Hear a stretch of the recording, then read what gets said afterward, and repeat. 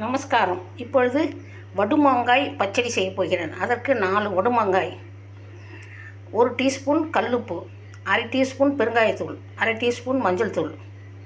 வறுக்க வேண்டிய சாமான்கள்: 1 டேபிள் ஸ்பூன் தேங்காய் துருவல், 4 மிளகாய், ஒரு 6-7 பல் பூண்டு, ஒரு 10 சின்ன வெங்காயம், 2 தக்காளி. மாங்காய் புளிப்பு இல்லாத காரணத்தால் துவப்பாக இருப்பதால் கொஞ்சம் தக்காளி போட்டிருக்கிறேன். இதையெல்லாம் வதக்கி அனைத்தும் சேர்த்து ஒன்றாக அரைத்து தாளிக்க வேண்டியது தான். இந்த வடுமாங்காய் ஒரு இடத்திற்கு உப்பு தண்ணீரில் போட்டு வைத்திருப்போம். உப்பு, மிளகாய்த்தூள், மஞ்சள் தூள் போட்டு தண்ணீரில் ஊற வைத்திருப்போம். இது வடுமாங்காய் ஊறுகாய் என்றும் சொல்லுவார்கள், நீர்மாங்காய் என்றும் சொல்லுவார்கள்.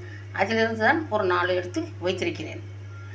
சில சமயம் பெரிய பெரிய மாங்காய்கள் சாஃப்டாகிவிடும், அதை கூட எடுத்துக்கொள்ளலாம்.